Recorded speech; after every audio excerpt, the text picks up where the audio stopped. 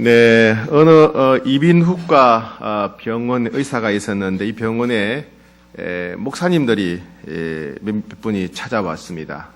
목사님들은 이 성대를 많이 사용하기 때문에 성대 이상이 오는 경우가 많죠. 성대 결절 같은 이런 병이 찾아올 수가 있습니다.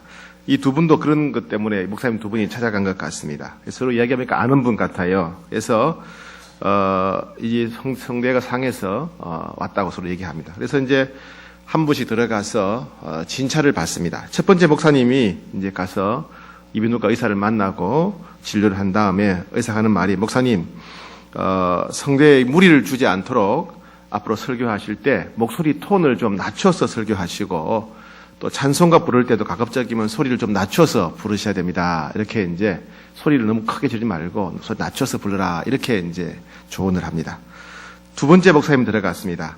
두 번째 목사님 들어가서 이제 진료를 하고 난 뒤에 의사가 하는 얘기가, 목사님, 성대에 무리를 주지 않도록 설교를 좀 짧게 하셔야 됩니다. 설교를 짧게 하시고 찬송가도 가급적 짧은 것으로 부르셔야 됩니다. 이렇게 얘기하는 거예요.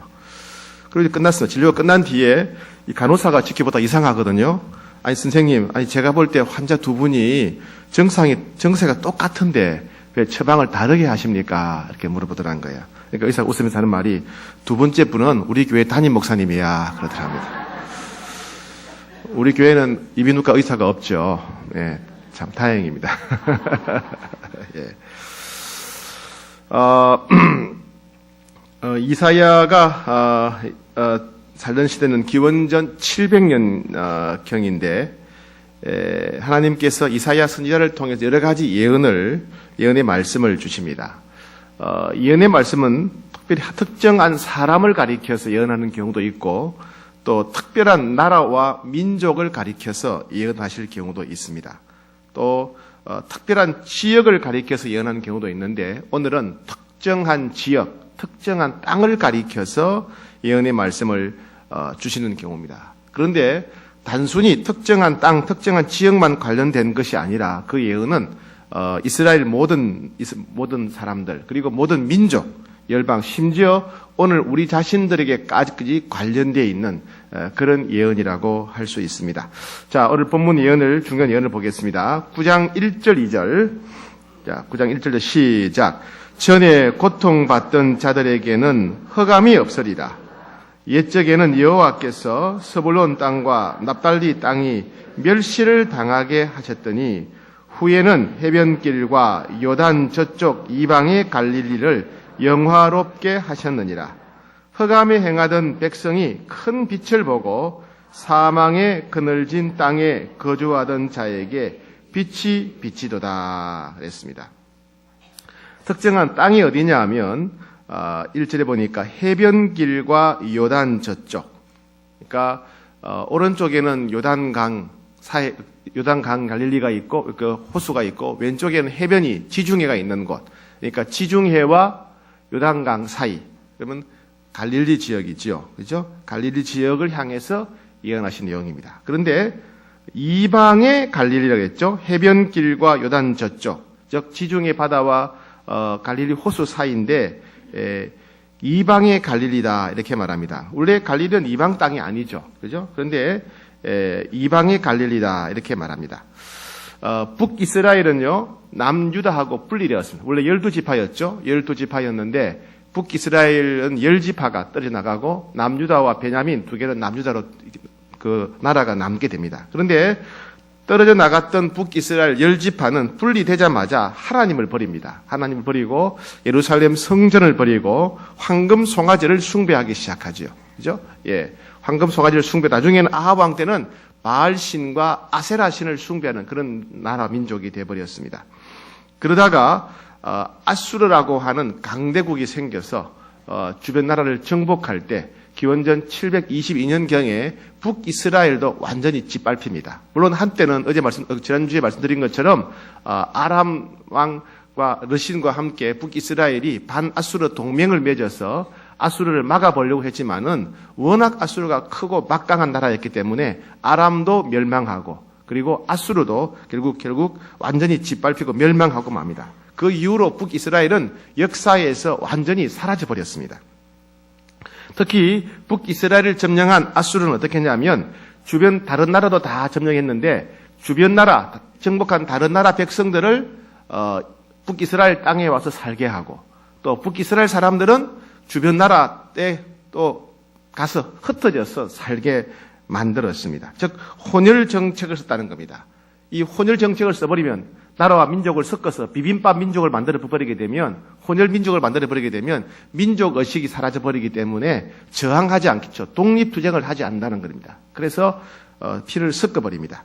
그래서 북이스라엘 땅에는 여러 민족이 살게 되는데 전통적인 열 지파 히브리 민족은 물론이거니와 가나안 사람들, 아람 사람들, 헷 족속, 메소포타미아 사람들 여러 민족들이 섞여 사는 이 비빔밥 민족, 혼혈 민족, 이방인 땅이 돼버린 겁니다. 그래서 이방의 갈릴리여, 이방인들이 섞여 사는 혼혈의 땅, 비빔밥 같은 땅이다. 그래서 혼혈 민족 갈릴리, 이방의 땅이다. 이건 아주 멸시하는 그런 말이죠.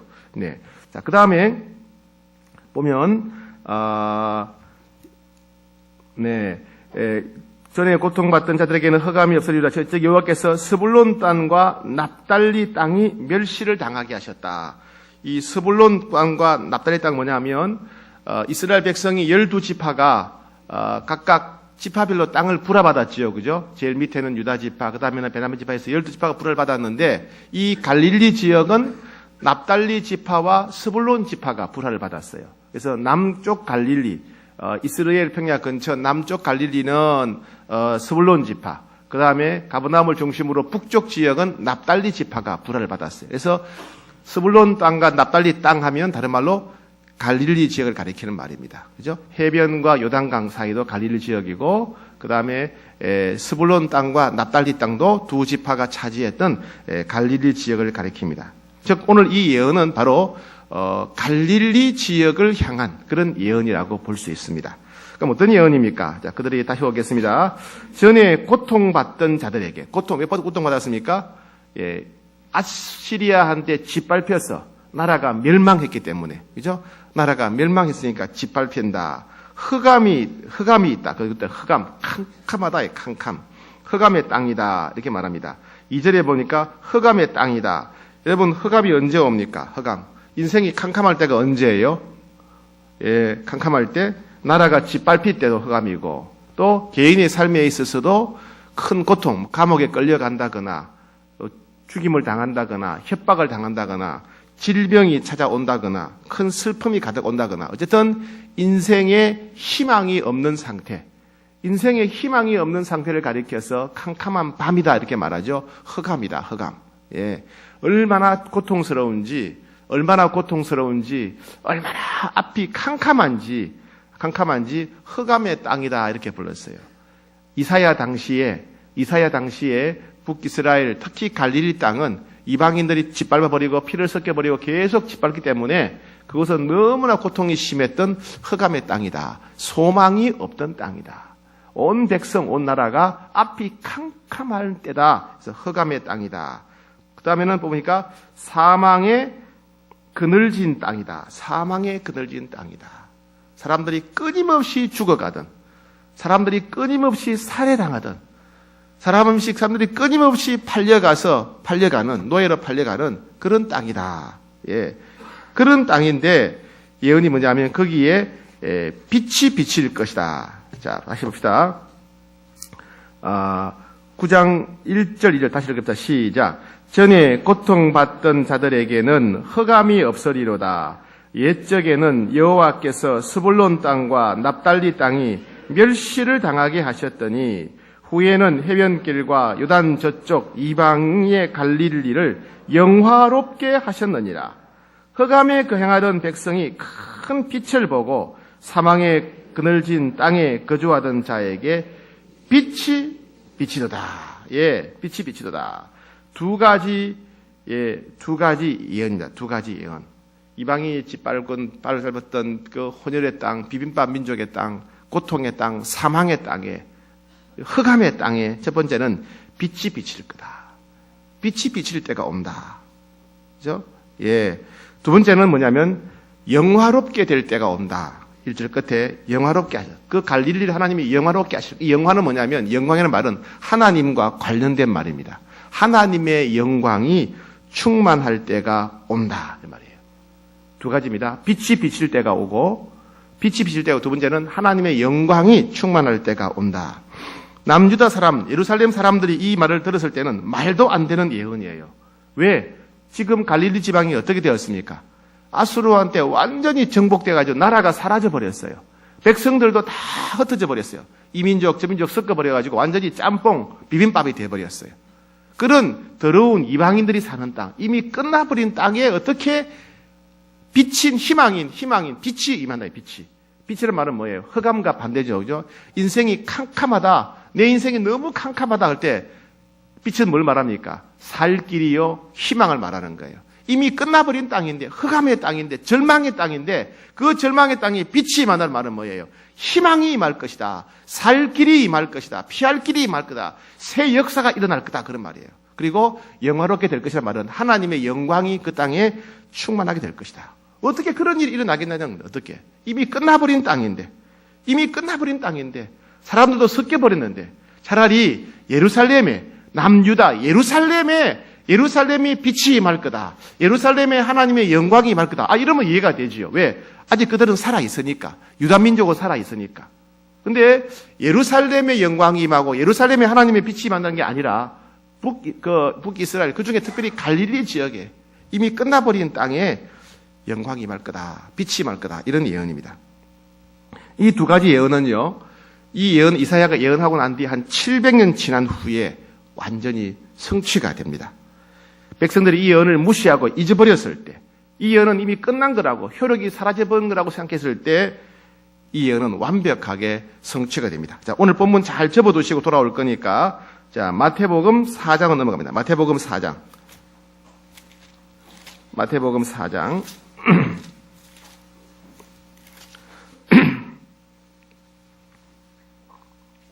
본문을 잘 이렇게 책갈피를 끼워두세요. 끼워두시고 마태복음 4장 13절부터 17절까지 읽겠습니다. 마태복음 4장 2절부터 17절까지. 자, 시작. 예수께서 요한이 잡혔었음을 들으시고 갈릴리로 물러가셨다가 나사렛을 떠나 스불론과 납달리 지경 해변에 있는 가버나움에 가서 사시니 이는 선지자 이사야를 통하여 하신 말씀을 이루려 하심이라. 일러서되 스불론 땅과 납달리 땅과 요단강 저편 해변길과 이방의 갈릴리여, 흑암에 앉은 백성이 큰 빛을 보았고 사망의 땅과 그늘에 앉은 자들에게는 빛이 비치었도다 하였느니라. 이때부터 예수께서 비로소 전파하여 이르시되 회개하라, 천국이 가까이 왔느니라 하시더라. 700년 뒤에 이사야 선지자가 예언한 지 700년 뒤에 예수님께서 갈릴리 지역에 가서 천국 말씀을 전하고 복음을 전하고 하나님 나라를 가르치고 수많은 병자를 고치고 그리고 귀신을 쫓아내는 사역을 하실 때 마태는 말하기를 이것이 바로 700년 전에 이사야 선지자가 이사야 9장 1절 2절에 예언했던 바로 그 예언이 성취된 것이다, 이렇게 말합니다. 예수님의 사역의 중심지는 갈릴리 가버나움이었죠. 바로 그 땅이 이방의 갈릴리고 그리고 스불론 땅과 납달리 땅이죠. 거기에 빛이 임했다 그랬는데 그 빛이 임했습니다. 요한복음 8장 12절에 보면 예수께서 말씀하실 때 나는 세상의 빛이다. 나를 따르는 자는 어둠에 다니지 아니하고 생명의 빛을 얻으리라. 예수님이 이 땅에 오신 것이, 예수님이 갈릴리 지역의 사역을 시작하신 것이 곧 바로 빛이 비신 것이다. 요한복음 1장 9절에도 참빛 곧 세상에 와서 각 사람에게 비추는 빛이 있었다. 예수님이 세상의 빛이시죠. 예수님이 세상의 희망이시죠. 그래서 예수님, 바로 그 예언이 바로 이 예수님을 통해서 이루어졌다는 것입니다. 여러분, 옛날에 이 무명 가수 송대관 씨를 가수왕으로 이끈 히트곡 해뜰날 기억하시죠? 쨍하고 해뜰날 돌아온단다 했던 그 노래. 정말 쨍하고 해가 뜬 겁니다. 쨍하고 해가 떠서 그 흑암의 땅에, 사망의 그늘진 땅에 빛이 임한 겁니다. 새 역사가 일어나게 되는 말입니다. 그 다음에 영화롭게 되리라 그랬는데 예수님은 하나님과 동등한 분이시죠. 그죠? 이스라엘 백성들은 처음에 갈릴리 사람들은 예수님을 볼 때 저분은 훌륭한 랍비라고 생각했어요. 예수님은 훌륭한 선생님이라고 생각했어요. 그런데 예수님이 사람들에게 하시는 말씀을 들어보고 예수님이 병을 고치는 것을 보고 예수님이 귀신을 쫓아내는 것을 보면서 사람들은 저분은 하나님과 동등한 분이구나 하는 걸 알게 되었어요. 그죠? 그래서 예수님께서 가이사랴 빌립보에서 베드로에게 너희는 나를 누구라 하느냐? 그러니까 베드로가 뭐라고 그럽니까? 훌륭한 선생님이시죠. 그랬죠. 그죠? 뭐라고 그랬습니까? 주는 그리스도시요 살아계신 하나님의 아들이십니다. 주는 하나님이에요. 하나님. 당신은 하나님이시고 그리스도 메시아고 하나님의 아들, 하나님과 동등한 분입니다. 사람을 보고. 그죠? 즉 예수님의 말씀을 듣고 예수님의 기적들을 체험한 사람들은 이분은 하나님과 동등한 분이구나. 하나님을 보여주십시오. 나를 본 자는 아버지를 본 자와 같다. 즉 예수님을 하나님으로 체험한 이스라엘 백성들. 즉 예수님이 그 땅에 오신 것은 곧 바로 누가 오신 것이다? 하나님이 오신 것이기 때문에 그 땅이 영화롭게 되었다. 하나님의 영광으로 충만하게 되었다. 그래서 두 예언이 성취가 되는 것입니다. 즉 예수님께서 이 땅에 빛으로 오셨기 때문에 그리고 그분은 하나님이시기 때문에 그 땅에 빛이 맺고 영화롭게 된 것입니다. 자, 그럼 근데 어떤 일이 벌어질까요? 자, 다시 이사야로 돌아갑니다. 네, 그 땅에 갈릴리 땅에 빛이 임하고 하나님의 영광이 임했을 때 이르다는 변화가 있습니다. 먼저 3절에 보니까 시작. 주께서 이 나라를 창성하게 하시며 그 즐거움을 더하게 하셨으므로 추수하는 즐거움과 탈취물을 나눌 때의 즐거움 같이 그들이 주 앞에 즐거워하리라. 여러분 이 땅의 사람들이요 제일 대박 났다 할 때가 언제입니까? 오늘식으로 말하면 대박 났다 할 때는 예를 들면 물건이 많이 팔렸다거나 그죠? 월급이 엄청 올랐다거나 아니면 이렇게 로또를 샀는데 1등 당첨됐다거나 이렇게 했죠. 그죠? 특히 제일 그게 그렇겠죠? 로또 샀는데 1등 당첨되면 제일 큰 대박이겠죠. 그죠? 그런 것처럼 고대 사회에서 사람들이 인생에 대박 날 때가 어디냐? 첫 번째 추수할 때, 풍년이 들어갈 추수할 때가 제일 기쁠 때입니다. 두 번째는요, 전쟁에 승리해서 적군의 모든 것을 빼앗아올 때, 탈취할 때. 그건 진짜 공짜로 모든 걸 다 얻어오는 거니까 돈이며 보물이며 옷이며 모든 걸 뺏으니까 전쟁에 승리해서 탈취물을 빼앗아올 때가 참 기쁘고 그 다음에 추수할 때가 기뻐요. 그래서 이 이사야의 예언이 성취될 때 예수님이 이 땅에 빛으로 오셔서 하나님으로 오실 때 사람들 마음에 기쁨이 임할 것인데 추수할 때처럼 기뻐할 거다. 전쟁에 이겨서 탈취물을 빼앗을 때처럼 인생이 대박나서 기뻐할 거다. 그런 말입니다. 자, 그 다음에 4절 시작. 이는 그들의 무겁게 맨 멍에와 그들의 어깨의 채찍과 그 압제자의 막대기를 주께서 꺾으시고 미디안의 날과 같이 하셨을 것이다. 네, 모든 사망 권세, 모든 고통으로부터 해방시켜 주실 것이다 말입니다. 모든 고통으로부터 해방시켜 주시고 그리고 5절에 보니까 군인들의 신과 피 묻은 그돛이 불의 섬같이 살라질 것이다. 전쟁이 사라질 것이다. 전쟁이. 평화의 시대가 올 것이다. 평화의 시대가 올 것이다. 그런 말씀이죠. 그런데 그러한 예언을 빛이 임하고 영화롭게 되고 기쁨과 즐거움이 임하고 고통이 사라지고 전쟁이 사라지는 평화의 시대가 오는데 누구를 통해서 이루어지느냐. 누구를 통해서. 그 내용이 6절 시작. 이는 한 아기가 우리에게 낳고 한 아들을 우리에게 주신 바 되었는데 그의 어깨에는 정사를 메고 그의 이름은 기묘자라 모사라 전능하신 하나님이라 영존하시는 아버지라 평강의 왕이라 할 것임이라. 한 아기가 태어날 거라는 거예요. 이 예언을 성취하는데 갈릴리를 향한 예언이 성취되는데 누구를 통해서? 한 아기를 통해서 이루어질 거다. 한 아기가 태어날 거다. 그 아기는 하나님이 주시는 아기다. 하나님이 선물로 주시는 아기다. 하나님으로부터 온 아기다. 그런 말이죠. 그리고 어깨에는 정사를 메었단 말은 정사는 뭐냐면 이 대통령이 나라를 다스리는 권세를 가졌죠. 통치권. 그죠? 대통령은 한 나라를 다스리는 권세를 가졌죠. 그 통치권이 정사예요. 그러니까 온 세상을 다스리는 권세, 통치권을 가진 아기다. 그의 이름은 기묘자라 모사라. 이 말은 뭐냐면 우리 쉽게 말하면 지혜가 뛰어나다. 어떤 사람도 생각할 수 없었던 아주 놀라운 생각, 놀라운 지혜, 놀라운 계획을 가지고 이 땅에 올 거다. 그런 얘기입니다. 아기가 대단한 아기죠. 그 다음에 전능하신 하나님이다. 말은 뭐냐면 그 아기는 단순한 인간이 아니라 전능하신 하나님, 전능한 하나님과 동등한 분이다 말이죠. 그죠? 예. 그리고 영존하시는 아버지. 아버지는 뭐냐면 하나님의 사랑의 표현입니다. 그래서 영존하시는 아버지란 말이면 영원한 사랑을 가진 아기다.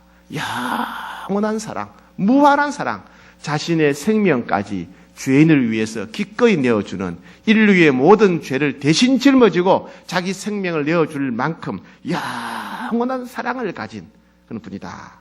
그 다음에 마지막 7번째, 평강의 왕이다. 백성들을 평화롭게 하는, 이 평강이라는 말은 다른 말, 우리 식으로 말하면 행복이에요. 행복. 모든 백성들을 행복하게 할 아기다. 이 아기가 누굴까요? 예수님이죠. 세상에 이런 아기가 어디 있겠어요? 그죠? 이 아기는 하나님이 선물로 주시고 온 세상을 통치할 권세를 가졌고 지혜를 가졌고 하나님처럼 하나님과 동등하고 영원한 사랑이 가득한, 그죠? 그리고 온 인류를 행복하게 만들, 평강의 나라를 만들 분은, 그 아기는 예수님 한 분밖에 없는 거예요. 어떤 아기도 이렇게 살 수는 없어요. 그 아기는 바로 예수님이죠. 즉 예수님을 통해서 이 일이 이루어질 것이다. 그런 예언이죠. 자, 그리고 이루는 방법이 나옵니다. 자, 7절 시작. 그 정사와 평강의 더함이 무궁하며 또 다윗의 왕자와 그의 나라에 군림하여 그 나라를 굳게 세우고 지금 이후로 영원히 정의와 공의로 그것을 보존하실 것이라. 만군의 여호와의 열심히 이를 이루리라. 자, 이 무슨 말씀이냐면 그 아기가 이 일을 이루는데 어떻게 이루느냐 하면 한 나라를 세워서 이룰 거라요. 나라를 세워서. 나라를 세우는데 정사와 평강이 무궁하리라. 그 나라는, 그 아기가 세우는 그 새 나라는 평강이 무궁할 것이다. 영원히 평강한 나라, 즉 영원한 행복의 나라라는 겁니다. 인류가, 사람들은 다 행복하기를 원하죠. 모든 인류를 행복하게 하는 나라, 영원히 행복한 나라를 세울 거다. 두 번째, 공의와 정의로 보존할 것이다. 그 나라는 불의가 없는, 죄악이 없는 영원히 거룩하고 공평한 나라가 될 것이다. 여러분, 이 땅을 살아가다 보면 억울할 때가 참 많죠. 그죠? 돈이 없어서, 힘이 없어서 억울할 때가 참 많아요. 그런데 그 메시아가, 그 아기가 세우는 나라는 공의와 정의의 나라다. 예, 어느 누구도 억울하지 않는, 어느 누구도 억울하지 않는, 그래서 평화가 영원하고 영원히 행복한 나라, 불의가 없고 죄악이 없고 모든 사람이 만족하는 공평한 나라가 될 것이다. 그런 나라가 어떻게 이루어지겠어요? 자, 봅시다. 이 예언은 반드시 이루어질 걸 보여줍니다. 자, 7절 끝에 만군의 여호와의 열심히 이 일을 이루리라. 하나님께서 이 일을 이루실 것이다. 하나님께서 이 예언을 이루실 것이다. 반드시 예언이 이루어진다는 거죠. 하나님께서 이 나라를 세우실 것이다. 이 나라는 반드시 이루어진다는 거예요. 왜? 전능하신 하나님이 세우실 것이기 때문에. 천사가 마리아에게 찾아와가지고 네가 임신하게 될 것이다. 아니, 제가 남자와 잔 적이 없는 어떻게 임신을 합니까? 하나님의 능력, 하나님께서, 하나님 말씀은 능치 못하심이 없다. 네가 임신하는 것도 하나님의 능력으로 하게 될 것이고, 네가 하나님의 아들을 낳게 되는 것도 하나님의 능력으로 하게 된다. 하나님 말씀에는 능치 못하심이 없다. 전능하신 하나님께는 불가능이 없어요. 전능하신 하나님, 불가능이 없는 전능하신 하나님께서 한 여인에게 스스로 혼자 임신하게 만들고 그 여인이 사람일 뿐 아니라 완전한 하나님이신 예수님을 낳게 되는 것도 하나님의 능력으로 가능하죠. 그 하나님께서 이 하나님 나라를 이루실 것이다. 사람의 힘이 아니라 하나님의 능력으로 여호와의 열심히 이 일을 이룰 것이다. 그런 약속의 말씀이죠. 즉, 이 나라의 특징은 오늘 우리식으로 말하면 예수님이 통치하는 나라. 그죠? 예수님이 통치하는 나라. 예수님이 주시는 평강, 즉 행복이 가득한 나라.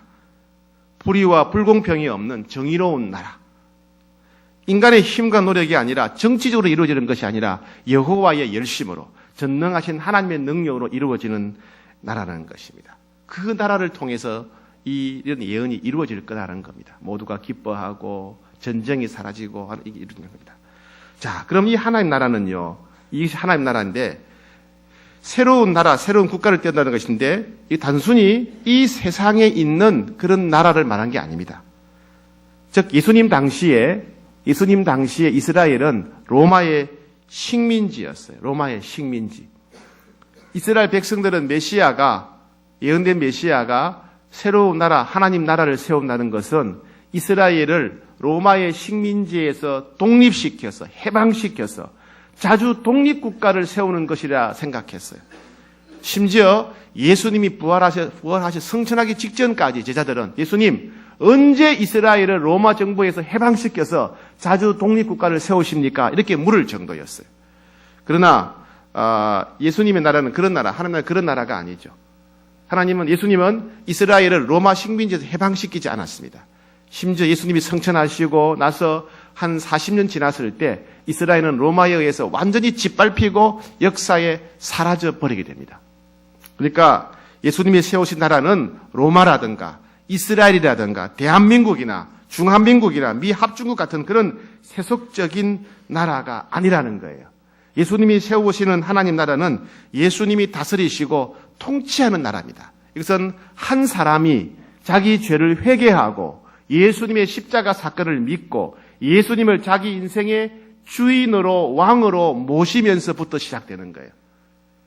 한 사람이 내 인생의 내 삶의 주인을 왕으로 예수님으로 모시게 되면 예수님이 내 인생을 다스리시겠죠. 그때부터 하나님 나라가 내 안에서 시작되는 겁니다. 내 시간 사용, 내 재물 사용, 내 대인 관계, 내 인생의 모든 것을 예수님이 다스리실 때 그때 내 안에 하나님 나라가 이루어지는 것입니다. 그죠? 한 가정이 예수님 말씀대로 살고 가정의 중요한 결정할 때 예수님 말씀대로 결정하고 예수님이 기뻐하시는 삶을 살아갈 때 그 가정에 하나님 나라가 임하게 되는 거예요. 직장에서 하나님의 말씀대로 회사를 운영하고 예수님이 그 회사를 다스리실 때 그 회사에 하나님 나라가 임하게 되는 것입니다. 여러분, 돈과 욕망에 찌들어서 돈과 욕망을 추구하다가 너무나 지쳐있는 인생들이 있지 않습니까? 거기에는 절대로 평강이 없습니다. 그런 인생에 하나님 나라가 임하게 될 때 행복한 인생이 될 수 있다는 겁니다. 수많은 상처와 열등감과 좌절감으로 무너진 인생, 그런 인생에 하나님 나라가 임하게 될 것이라는 겁니다. 외로움과 서글픔에 짓눌려서 눈물 흘리며 살아가는 인생, 그 인생에 하나님 나라가 임하게 될 거라는 겁니다. 어제 장혜리 씨인가요? 예, 와서 간증하신 분 있죠? 그분이 우울증으로 고생했다고 그런 얘기를 했어요. 너무 힘들어서 세상이 싫고 돈도 싫고 명예도 싫고 다 싫고 자기 혼자 버림바당 같아서 집에 불을 다 꺼버리고 커튼을 다 쳐놓고 캄캄하게 해놓고 캄캄한 방 구석에 쪼그리고 앉아서 술을 마셨다. 죽으려고 했다 그랬죠. 흑암의 인생이죠. 사망의 그늘진 땅에 앉아있는 인생이죠.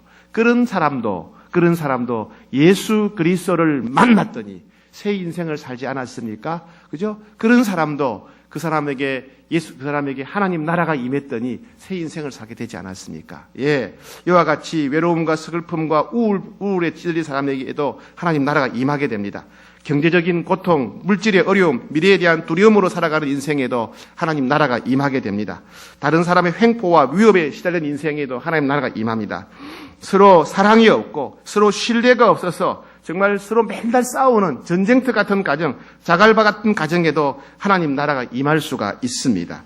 피를 나눈 가족끼리 서로 미워하고 비난하고 저주하는 지옥 같은 가정에도 하나님 나라가 임하게 됩니다. 그죠? 예, 공부 제일주의, 성적 제일주의, 진학 제일주의에 시름한 우리 아이들의 마음에, 고3 아이들 우리 마음에 하나님 나라가 임하게 된다면 하나님께서 우리 아이들의 인생을 주관하고 다스리고 마음의 기쁨과 소망을 주시지 않겠습니까?